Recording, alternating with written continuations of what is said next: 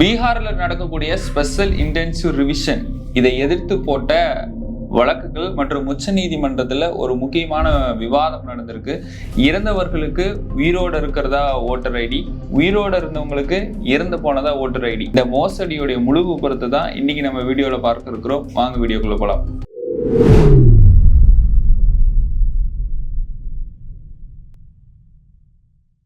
கோபாசை நண்பர்களுக்கு வணக்கம். நான் உங்கள் சின்னது. அரசியல்களம் தொடர்ந்து பேசுவோம், உண்மையை உறக்க சொல்வோம். பீகார்ல நடக்கக்கூடிய இந்த ஸ்பெஷல் இன்டென்சிவ் ரிவிஷனை எதிர்த்து பல மனுக்கள் உச்ச நீதிமன்றத்துல போட்டிருந்தாங்க. அந்த மனுக்களை விசாரித்த நீதிபதிகள் ஒரு முக்கியமான விஷயத்த சொல்லியிருக்கிறாங்க. அது மட்டும் இல்லாம ஆகஸ்ட் 1 இந்த பீகார்ல நடந்த ஸ்பெஷல் இன்டென்சிவ் ரிவிஷனுடைய டிராஃப்ட் ரோல், அதாவது டிராஃப்ட் ஓட்டர் லிஸ்ட்டை வெளியிட்டு இருக்கிறாங்க.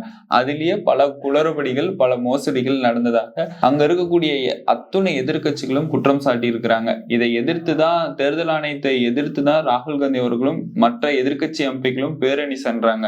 ஆனா அவங்களுக்கு கிடைத்த பேரடி கைதுதான்.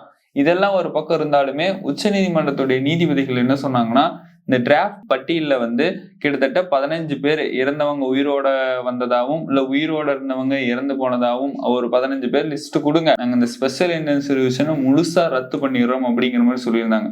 அதுக்கு இந்த ஒயர் பத்திரிக்கை கிட்டத்தட்ட 10 நிறைய வாக்காளர்கள் இறந்தவங்க உயிரோட இருந்ததாகவும் உயிரோட இருந்தவங்க இறந்ததாகவும் பல வாக்காளர்களுடைய லிஸ்ட் கொடுத்துருக்குறாங்க. அதுதான் நம்ம பார்க்க போறோம்.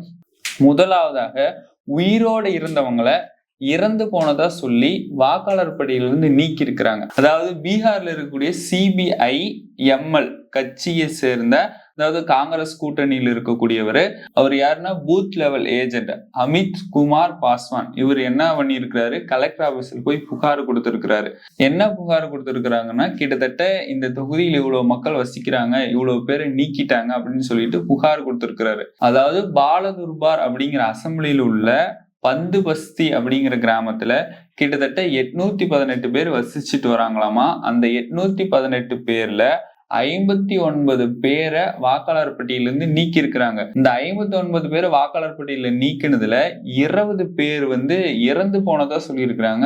ஆனா அவங்க உயிரோட தான் இருக்கிறாங்களாமா. இத நேரடியா போய் ஆய்வு பண்ணி இருக்கிறாங்க. அந்த 20 பேருமே உயிரோட தான் இருக்கிறாங்க. ஆனா உயிரோட இருக்கிறவங்களை எப்படி இறந்து போனதா சொல்லி நீக்கி இருக்கிறாங்க, இது அநியாயம் இல்லையா அப்படிங்கிற மாதிரியான கேள்வி எழுப்புறாங்க. இதை விட ஒரு கொடூரமான விஷயம் என்னன்னா, ஏற்கனவே 2003 அந்த 20 பேர் நீக்கினாங்கல்ல இறந்து போனதா சொல்லி, அவங்களுடைய பேரு 2003 வந்த அந்த ஓட்டர் லிஸ்ட்ல இருக்கு. அதாவது பீகார் ஸ்பெஷல் இன்டென்சிவ் ரிவிஷன்ல என்ன சொல்லியிருந்தாங்கன்னா, ஏற்கனவே 2003 நாங்க அந்த பட்டியலை வெளியிட்டு இருந்தோம். அந்த பட்டியல வெளியிட்டவங்களுடைய பேரு இருந்துச்சுன்னா பிரச்சனை இல்லை, இல்லாதவங்களுக்கு தான் பிறப்பிட சான்றிதழ், இருப்பிட சான்றிதழ் எல்லாம் தேவை அப்படிங்கிற மாதிரி ரூல் போட்டிருந்தாங்க. ஆனா அந்த ரூலையே இவங்க மாத்தி செஞ்சிருக்கிறாங்கன்னா என்ன ஒரு ஸ்பெஷல் என்ன ரிவிஷன் நடத்தினாங்கன்னே தெரியல. அதாவது இதோட ஒரு கொடுமையான விஷயம் என்னன்னா, 2003 ஏற்கனவே இந்த 2 பேர் அந்த லிஸ்ட்ல இருந்திருக்கிறாங்க. அதாவது இந்த பீகார் ஸ்பெஷல் இன்டென்சிவ் ரிவிஷனோட ரூல் என்னன்னா, 2003 இருக்கிறவங்களுடைய எந்த ஐடி ப்ரூஃபும் எதுவுமே தர தேவையில்ல, அவங்க அப்படியே தான் இருப்பாங்க அப்படிங்கிற மாதிரி சொல்லியிருந்தாங்க. ஆனா 2003 இந்த வந்த லிஸ்ட்ல இவங்க 2 பேரும் ஏற்கனவே இருந்திருக்கிறாங்க. இவங்க இப்ப 2025 ஆகஸ்ட் 1 வெளியிட்டு இந்த டிராஃப்ட் பட்டியல்ல இறந்து போனதா சொல்லி நீக்கி இருக்கிறாங்க. அவங்க யாருன்னா மதிலால் யாதவ் மற்றும் தியான் யாதவ், இவங்க 2 பேர்த்த நீக்கி இருக்கிறாங்க. இது எப்பேற்பட்ட விஷயமா பார்க்கப்படுது. அவங்க சொன்ன ரூலையே அவங்க கடைபிடிக்கல அப்படிங்கிறது தான் இதுல இருந்து தெரிய வருது. இந்த யாதவ் அப்படிங்கிற ஒரு சமூகம், அதாவது இந்த சமூகம் எங்க இருக்காங்கன்னா, புல்வாரி அசம்பிளியில இருக்கக்கூடிய தாரசாயக் அப்படிங்கக்கூடிய வில்லேஜ்ல இவங்க வசிச்சுட்டு வராங்க. இவங்க எல்லாமே காங்கிரஸ் கூட்டணிக்கு தான் ஓட்டு போடுவாங்க அப்படின்னு தெரிஞ்சுக்கிட்டு இந்த பாஜக என்ன பண்ணி இருக்கிறாங்க, அவங்க பேர் எல்லாமே நீக்கி இருக்கிறாங்க. கிட்டத்தட்ட வெறுமனே 2 பூத்து தான் இருக்கு. Booth number 83, 84. இந்த பூத்துல இருக்கக்கூடிய கிட்டத்தட்ட 180 ஓட்டர்ஸ அந்த பட்டியல இருந்து நீக்கி இருக்கிறாங்க. அப்ப இவங்க ஏற்கனவே உயிரோட தான் இருக்கிறாங்க.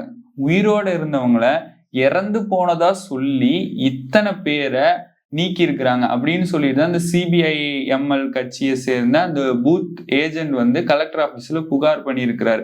அப்ப இவங்க இந்த ஸ்பெஷல் இன்டென்சிவ் ரிவிஷன் மூலமாக யார் யாரெல்லாம் காங்கிரஸ் கூட்டணிக்கு ஓட்டு போடுவாங்க, லல்லு பிரசாத் யாதவுக்கு ஓட்டு போடுவாங்க, தேஜஸ்வி யாதவ் அவர்களுக்கு ஓட்டு போடுவாங்க இப்படின்னு தெரிந்து கொண்டு, அதுவும் அந்த பகுதியில வசிக்கக்கூடிய தலித்து பழங்குடியினர் இவங்களெல்லாம் வேணும்னே நீக்கி இருக்கிறாங்க அப்படின்னு சொல்லிட்டு எதிர்கட்சிகள் குற்றம் சாட்டிட்டு இருக்கிறாங்க. அப்ப இவங்க நீக்கினது எல்லாமே இவங்களுக்கு ஆதரவா இருக்கக்கூடிய வாக்காளர்களை நீக்கல, இவங்களை எதிர்த்து எதிர்கட்சிகளுக்கு ஓட்டு போடக்கூடிய வாக்காளர்களை தான் நீக்கி இருக்கிறாங்கன்னு இதுல இருந்து தெள்ள தெளிவா தெரிய வருது. இன்னொரு முக்கியமான விஷயம் என்னன்னா, இப்ப சமூக வலைதளத்துல ஒரு வீடியோ பிரபலமா வைரல் ஆயிட்டு இருக்கு. அதாவது ஒரே தேர்தல்ல பாஜகவை சேர்ந்தவர் மோடி அவர்களுக்கு 6 முறை ஓட்டு போட்டேன்னு சொல்லிட்டு, அப்ப கள்ள ஓட்டு போட்டதை எப்படி சமூக வலைதளத்துல இவ்வளவு பிரம்மாண்டமா பேசிக்கிறாங்கன்னு தெரியல. அது பாஜகவால மட்டும்தான் முடியும் அப்படிங்கிறது இந்த வீடியோவில இருந்து மக்கள் அனைவரும் புரிந்து கொண்டாங்க. இவங்க என்ன சொல்றாங்க, இவங்க பீகார் ஸ்பெஷல் இன்டென்சிவ் ரிவிஷன்ல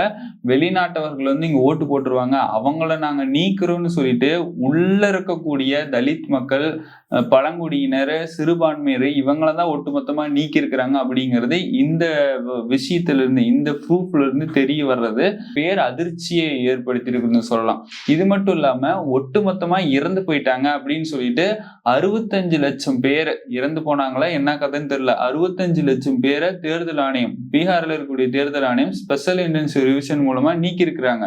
நீக்கினதை எதிர்கட்சிகள் கேள்வி எழுப்புறாங்க. ஏன் நீக்கினீங்க, என்ன காரணம், அந்த லிஸ்ட கொடுங்க அப்படின்னு கேட்டதுக்கு தேர்தல் ஆணையம் என்ன சொல்றாங்க, எந்த சட்டத்துல இந்த மாதிரியான கேள்விகளை கேட்டா பதிலளிக்க சொல்லி இருக்கிறாங்க, அந்த லிஸ்ட்ல எங்களால தர முடியாது அப்படிங்கிற மாதிரி அப்பட்டமா தெரிவிச்சிருக்கிறாங்க.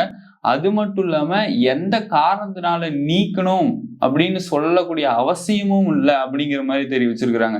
இதெல்லாம் தேர்தல் ஆணையத்தின் மீதான நம்பிக்கை மக்களுக்கு ஒட்டுமொத்தமா போயிடுச்சு இவங்க சொல்லக்கூடிய விஷயத்தினால.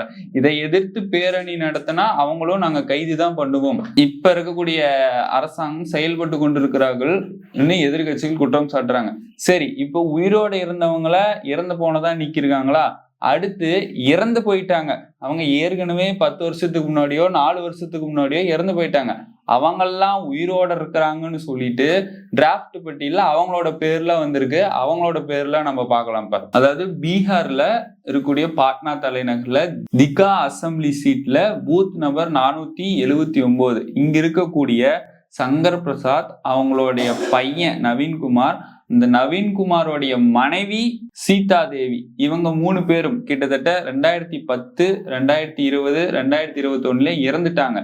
இவங்க இறந்து போயிட்டாங்க. இவங்களுடைய பேரு இப்ப ஆகஸ்ட் 1 வெளிவந்த டிராப்ட் ரோல் பட்டியல வந்திருக்கு. இவங்க எல்லாம் உயிரோட இருக்கிறாங்க அப்படின்னு சொல்லிட்டு வந்திருக்கு. அதாவது 4 வருஷத்துக்கு முன்னாடி இறந்தவங்க, 10 வருஷத்துக்கு முன்னாடி இறந்தவங்க ஏற்கனவே இறந்து போயிட்டாங்க. இவங்கெல்லாம் இப்ப இறந்து போனவங்க எப்படி மறுபடியும் உயிரோட வந்து ஓட்டு போடுவாங்களான்னு தெரியல. ஆனா இவங்கெல்லாம் உயிரோட இருக்கிறாங்க அப்படின்னு சொல்லிட்டு ஓட்டர் லிஸ்ட்ல, டிராப்ட் ஓட்டர் லிஸ்ட்ல பேர் வந்திருக்கு. இதெல்லாம் எந்த விதத்துல நியாயம்னு தெரியல. தேர்தல் ஆணைய அதிகாரிகள் கவனக்குறைவா செயல்படுறாங்க, இதுல இருந்து நல்லாவே தெரிய வருது. ஏன்னா அஜித் அஞ்சும் அப்படிங்கிற மாதிரியான பத்திரிகையாளர் தான் அங்க நடக்கக்கூடிய விஷயங்கள், அங்க தேர்தல் ஆணையம் சார்பா என்னென்ன மோசடி நடக்குதுன்னு தொடர்ந்து அவர் காணொலியில் எடுத்து போட்டு இருக்கிறாரு. அவரு மேலேயும் எஃப்ஐஆர் போட்டு உள்ள தள்ள பாக்குறாங்க. இப்ப யார் யாரெல்லாம் மோசடியில் ஈடுபடுறாங்களோ அவங்க எல்லாம் மக்கள் மத்தியில உண்மையை கொண்டு வரவங்களுக்கு கிடைக்கக்கூடிய பரிசு என்ன, எஃப்ஐஆர், கைது, அவங்க மேல ஏதேனும் கேஸ் போட்டு உள்ள தள்ளுறது. இப்படி இருந்தா எப்படி நாடு முன்னேறும்? இதெல்லாம் மக்கள் எழுப்பக்கூடிய கேள்விகளாக இருக்கு. அடுத்த நபர் பீகார்ல ஜம்மு அப்படிங்கிற மாவட்டத்துல முகமது அலிசானுடைய மனைவி கசால் கத்தூன், இவங்க வந்து 3 வருஷத்துக்கு முன்னாடி இறந்துட்டாங்களாமா. ஆனா இவங்க வந்து எந்த ஃபார்முமே எழுதி கொடுக்கல, எதுவுமே தரல. ஆனா இந்த டிராப்ட் ரோல் பட்டியல்ல இவங்களோட மனைவியோட பேர் வந்திருக்கு அப்படின்னு குற்றம் சாட்டி இருக்கிறாங்க. இது மட்டும் இல்லாம இன்னும் ஒரு சிலர், அடுத்து யாருன்னா ராம் சுந்தர் ராய், இவங்க வந்து சரிசாபாத் அப்படிங்கிற ஒரு ஏரியால வசிச்சுட்டு வராங்க. இவங்களோட மனைவி சுந்தர் பாரி தேவி 2023 இறந்துட்டாங்க. ஆனா இறந்து போனவங்கள உயிரோட இருக்கிறதா சொல்லி இந்த டிராப்ட் பட்டியல்ல வெளியிட்டு இருக்கிறாங்க. இது மட்டும் இல்லாம சமூக வலைதளத்துல இன்னொரு விஷயம் பிரமாண்டமான ஒரு போட்டோ போயிட்டு இருக்கு. ஒண்ணு அவங்க ஏஜ் 100 எபோ இருக்காங்க, இல்ல அவங்க இறந்து போயிட்டாங்களான்னு தெரியல. இந்தந்த தொகுதியில அவங்க உயிரோட தான் இருக்கிறாங்கன்னு சொல்லிட்டு அதாவது பட்டியல் வெளியாயிருக்கு. அப்படி பார்த்தோம்னா மின்தா தேவி, அவங்களுடைய ஏஜ் வந்து 124, தௌரந்தா தொகுதியில இருக்கிற மாதிரி பட்டியல் வெளியாயிருக்கு. ஆஷா தேவி ஏஜ் வந்து 120, அவங்க வந்து பிர்பந்தி தொகுதியில் இருக்கிற மாதிரி பட்டியல் வெளியாயிருக்கு. இன்னொருத்தர் யாருன்னா மனதூரியா தேவி, அவங்களோட ஏஜ் 119, அவங்க பர்வாலி அப்படிங்கிற தொகுதியில் இருக்கிற மாதிரி பட்டியல் வெளியாயிருக்கு. எப்படி இறந்து போனவங்க எந்திரிச்சு பாஜகவுக்கு ஓட்டு போடுவாங்களான்னு தெரியல. இது எல்லாமே ராகுல் காந்தி அவர்கள் சொல்ற மாதிரி ஓட்சோரியில தான் போகுது. ஏன்னா பீகார்ல நடக்கக்கூடிய இந்த ஸ்பெஷல் இன்டென்சிவ் ரிவிஷன் ஒட்டு மொத்தமா யார் யாரெல்லாம் எதிர்கட்சிகளுக்கு ஓட்டு போடுவாங்க, தலித்துகள், முஸ்லீம்கள், அவங்களோட பேர் ஒரு சில பத்திரிகையாளர்லாம் சொல்றாங்க அதுல முகமதுன்னு வருதா, சானாவஸ்ன்னு வருதா, யாதவ்னு வருதா, இந்த சமூகம் எல்லாமே எதிர்கட்சிகள் தான் ஓட்டு போடுவாங்க, அவங்க பேர்ல நீக்குங்க அப்படிங்கிற மாதிரி அவங்க பேரெல்லாம் நீக்கிட்டாங்க. ஒட்டுமொத்தமா பாஜகவுக்கு யார் யாரெல்லாம் ஓட்டு போடுவாங்க அந்த கணக்குப்படிதான் இவங்க அந்த லிஸ்டையே ரெடி பண்ணியிருக்கிறாங்க. யார் யாரெல்லாம் போட மாட்டாங்களோ அவங்கள ஒட்டுமொத்தமா நீக்கிட்டாங்க. இது மட்டும் இல்லாம இன்னொரு முக்கியமான விஷயம் என்னன்னா, இப்ப 18 வயசுக்கு மேல ஆகுறாங்க அப்படின்னா அவங்க புது வாக்காளர் பட்டியல ஆட் பண்ணுவாங்க. அப்படி கிட்டத்தட்ட 20.6 லட்சம் பேரு 18 வயசுக்கு மேல இருந்து புது வாக்காளர் பட்டியல ஆட் பண்ணணும். ஆனா வெறுமனே 43,123 பேர் தான் ஆட் பண்ணி இருக்கிறாங்க. மீதம் உள்ளவர்கள் எங்க போனாங்க அப்படிங்கிறது கேள்விக்குறியாக இருக்கு. அப்ப இந்த பீகார்ல நடக்கிற இந்த ஸ்பெஷல் இன்டென்சிவ் ரிவிஷன் மூலியமா இவங்க என்ன ரிவிஷன் பண்ணாங்க அப்படிங்கிறதே கேள்விக்குறியாக இருக்கு. அது 6 மாசத்துக்கு முன்னாடியே இந்த ஸ்பெஷல் இன்டென்சிவ் ரிவிஷனை தொடங்கணும். ஆனா வெறுமனே 2-3 மாசத்துல ஃபுல்லாவே முடித்து விட்டதாக சொல்றாங்க. இதுல எந்த விதத்துல நியாயம், என்ன நம்பகத்தன்மையே இல்லாத ஒரு விஷயமாக இருக்கு. இதை எதிர்த்து தான் பேரணி நடத்தி கொண்டிருக்கிறார்கள். பல எதிர்ப்புகள் இந்த ஸ்பெஷல் இன்டென்சிவ் ரிவிஷனுக்கு வந்து கொண்டிருக்குது. ஒட்டுமொத்தமா அதாவது பீகார்ல இப்ப வயர் பத்திரிகை வெளியிட்டிருக்கக்கூடிய ஒரு முக்கியமான ஆதாரம் என்னன்னா, 65 லட்சம் பேரை மட்டும் நீக்கல, கிட்டத்தட்ட 94 லட்சம் பேரை நீக்கி இருக்கிறாங்க. என்ன காரணத்துக்கு நீக்கினாங்கன்னு சொல்ல மாட்டேங்கிறாங்க. யார் யாருடைய பேர்லாம் நீக்கப்பட்டிருக்குது அப்படிங்கிற ஒரு பட்டியலையும் வெளியிட மாட்டேங்கிறாங்க. அப்ப பீகார்ல நடக்கூடிய இந்த ஸ்பெஷல் இன்டென்சிவ் ரிவிஷன் எந்த விதத்துல நடந்திருக்கு, எந்த நடைமுறையில நடந்திருக்குன்னு இப்ப மக்கள் மத்தியில தெரிய வந்தது.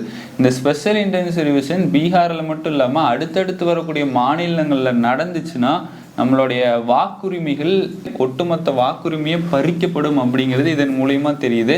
இந்த ஸ்பெஷல் இன்டென்சிவ் ரிவிஷனை ஒட்டுமொத்தமா தடை செய்யணும் அப்படின்னு சொல்லிட்டு தான் உச்ச நீதிமன்றத்துல எல்லாருமே வழக்கு தொடர்ந்துருக்கிறாங்க. இப்ப நீதிபதிகள் சொல்லியிருந்தாங்க இறந்தவங்களை உயிரோட இருந்தவங்களை இறந்தவங்க கிட்டத்தட்ட ஒரு 15 பட்டியல் கொடுங்கன்னு. அதுக்கு மேலவே இதுல இருக்கக்கூடிய ஆதாரங்கள் இருக்கு.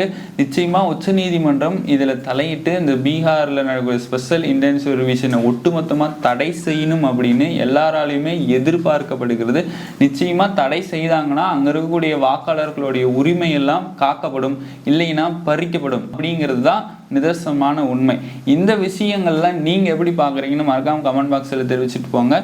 தொடர்ந்து இணைந்திருங்கள், உங்களுடைய ஆதரவை தாருங்கள். மீண்டும் ஒரு நல்ல அரசியல் காலத்தை நான் உங்களை சந்திக்கிறேன். அதுவரை உங்களிடமிருந்து விடைபெறுவது நான் உங்கள் சின்ன.